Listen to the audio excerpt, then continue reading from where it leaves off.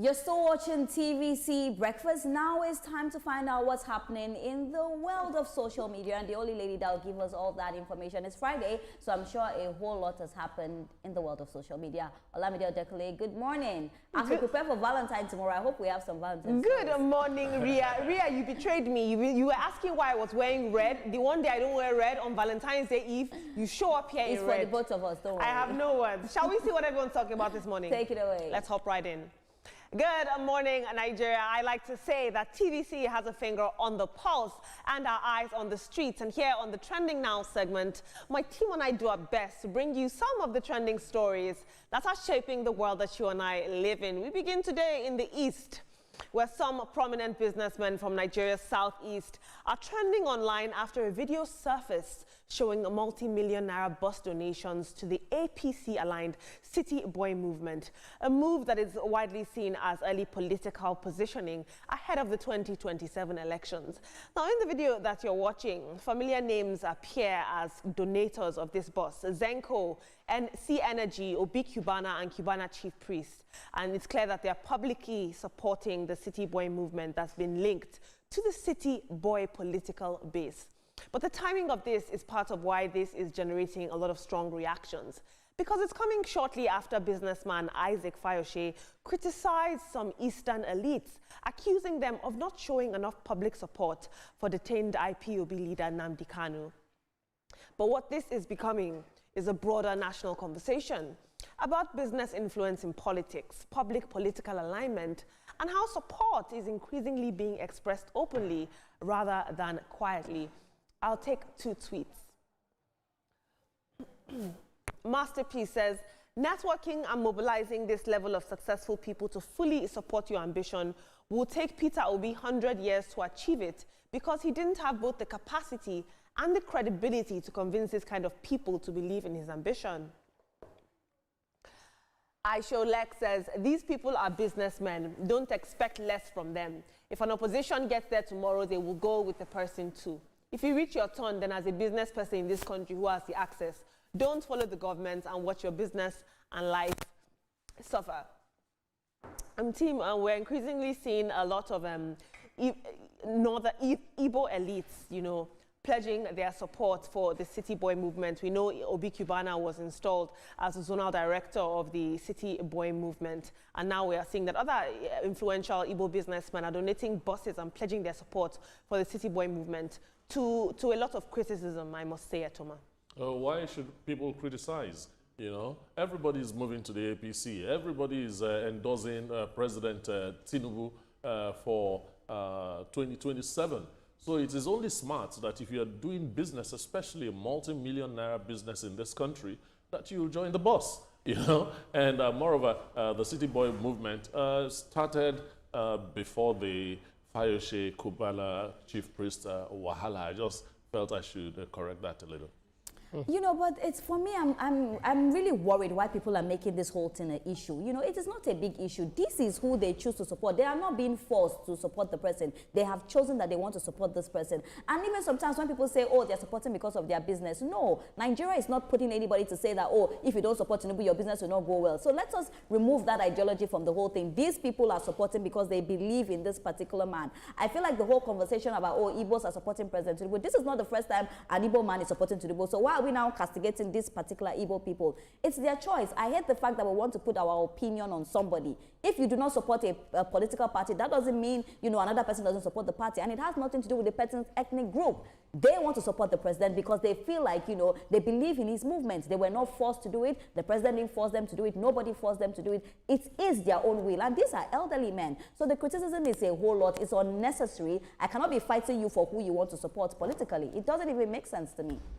I think it's the height of hypocrisy, because if you are saying that people should support your candidate and you don't want others to support other candidates because of what? Because you believe that your candidate is the best. Who told you that your candidate is the best and that others do not have the right to be supported? And you're asking for democracy. You're calling for, freedom of expression, freedom of association.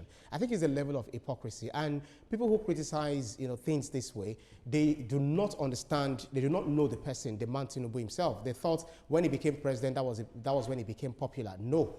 He has been there for several years. He's been there, helping people to grow, helping people politically, business-wise, doing one or two things, helping people to grow. So it goes beyond just Tinubu being the president. Before he became the president, we saw how people supported him. So now that he's the president, we saw people who openly supported him, and some of them who, on the ground supported him. They are now coming out to say, this is where we want to lay our support. So you should ask your candidate, why is it that you're not getting this kind of support, despite all the noise we make around you? So maybe you should just stay on Twitter and keep ranting there. Indeed, Tim, we're all entitled to the political freedom to align where we so wish. Thank you for pointing that out.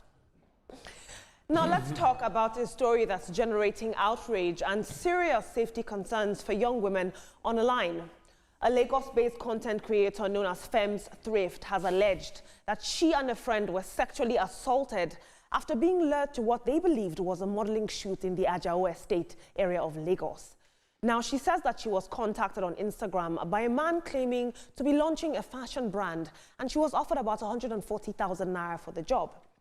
But the young woman says that when they arrived at the supposed shoot location, the space was mostly empty, and they were later attacked, threatened, and assaulted by this alleged photographer. This is what she had to say about her ordeal. He penetrated forcefully inside of me first. While having the knife pointed at my friend, he forcefully penetrated inside of me. Even while I screamed, he moved the knife closer to my friend and said that I should not play with him, that he's not joking with us.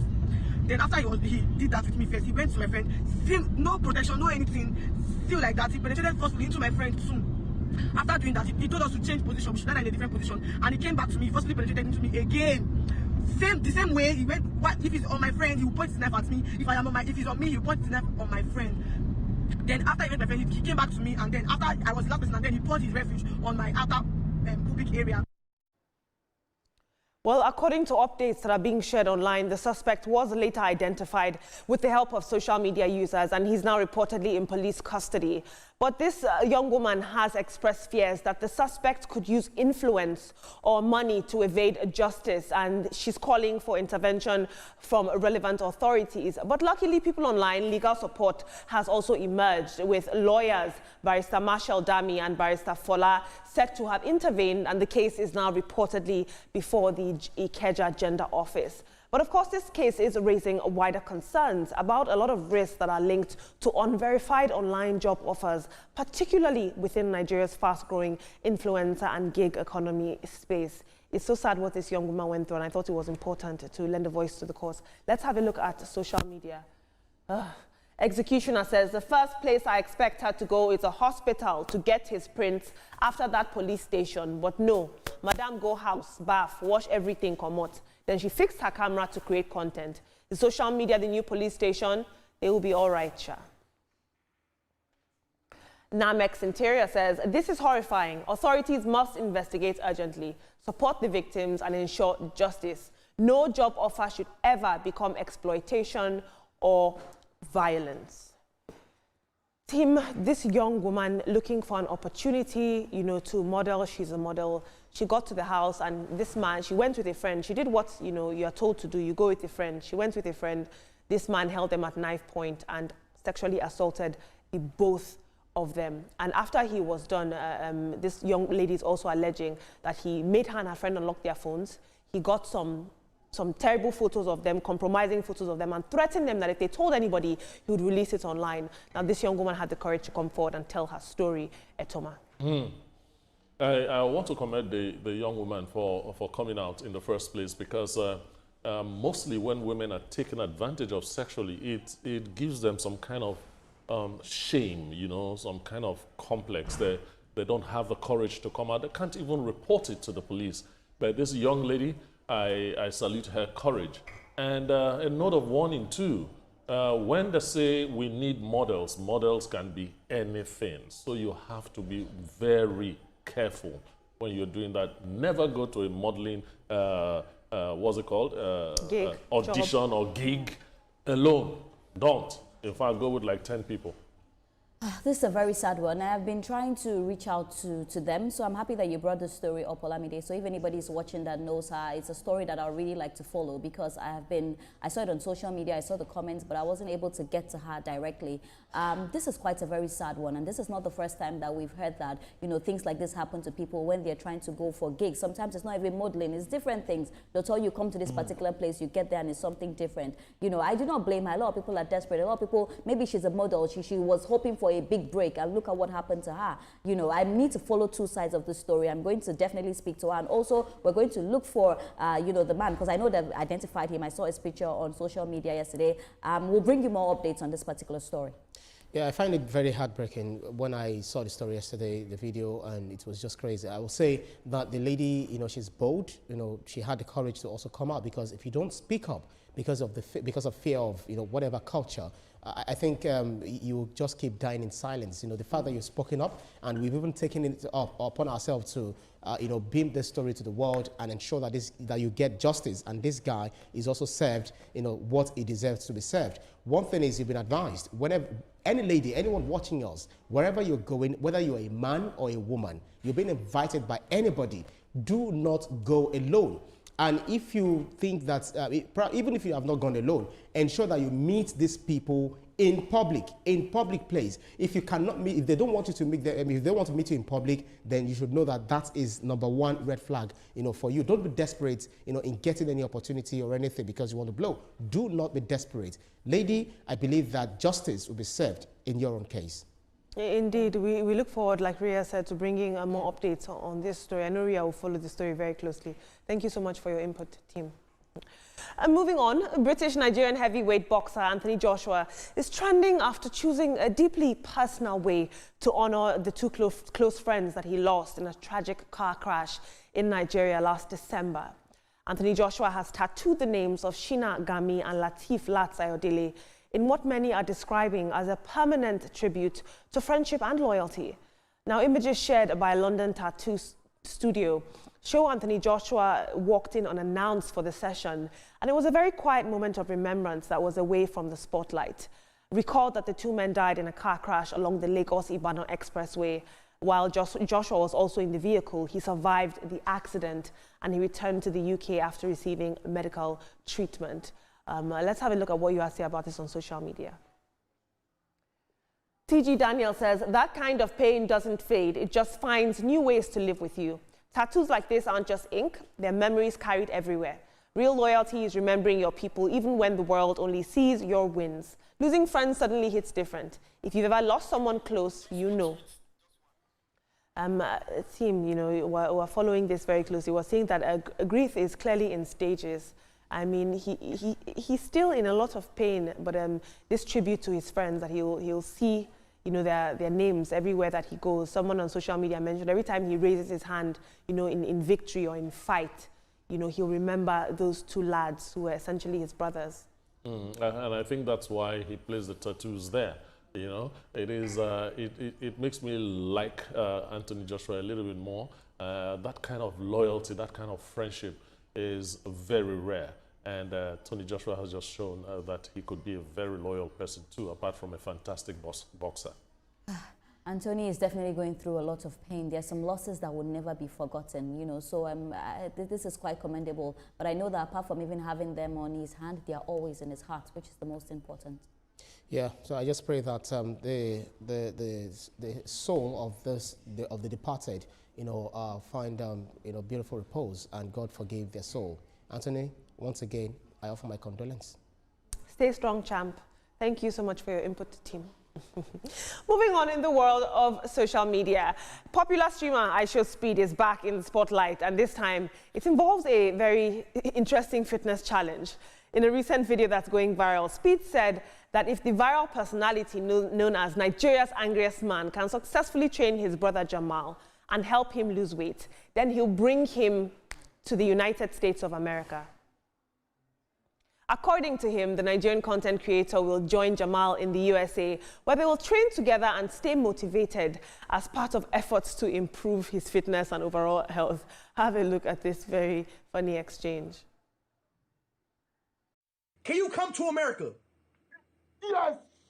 Okay. He said yes. That's not fair, though. Okay, listen. You know what? On a real note, I'm about to have my team contact you. Can you leave like tomorrow? Can you leave tomorrow? Tomorrow? Yes, tomorrow. I can leave, yes. I'm angry. Okay. And that one circumstance is that you have to make him lose weight. It's not fair, though. Yes. You have to train him. You gotta train him. Yes. Well, since this announcement, social media has been buzzing, with many users calling it an unexpected but positive move for Nigeria's angriest man. Let's have a look and let's take one tweet. Prince Austin said, when Speed agreed to meet this guy while coming to Nigeria for his tour, I knew something would definitely happen that would change this guy's life. Once again, his strength is too much.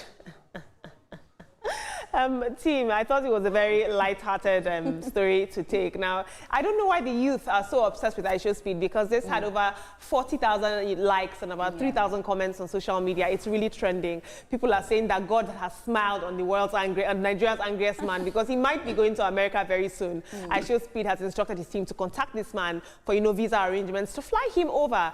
And who would have thought that, being Nigeria's angriest man would have been such a lucrative job opportunity for him.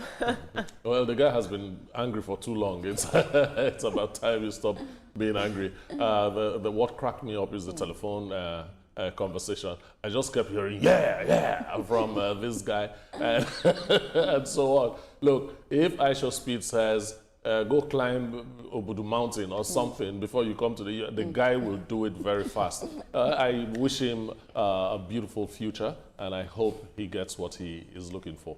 And I always say, everything you do in this world, just do it well. If it's laughing, you can laugh well. If it's dancing, if you're angry, be angry very well. Because one day, it will definitely pay off. This is really beautiful to see. And the way he was saying yes, I'm sure he doesn't have a visa, but it's a yes, like maybe he was thinking that he would just go to America like that. For me, I think we should work on the visa gap. Nigerians should be able to get visa to America easy, go to America and come back, to their hometown. So this is a beautiful one. I hope he's definitely able to take him. But I trust that Aisha Speed, he doesn't go back on his word. I cannot wait to see the angry man in America. Let's see if he'll smile when he gets there. Yeah, so Aisha Speed, thank you. That's our national icon. Everybody's angry in Nigeria.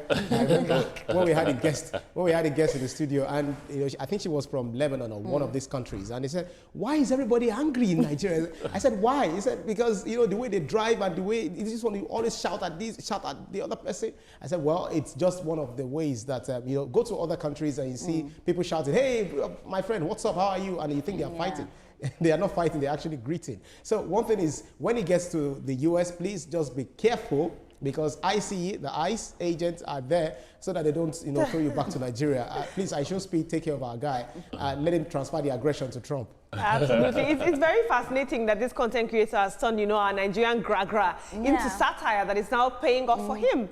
Thank you so much for your input, team.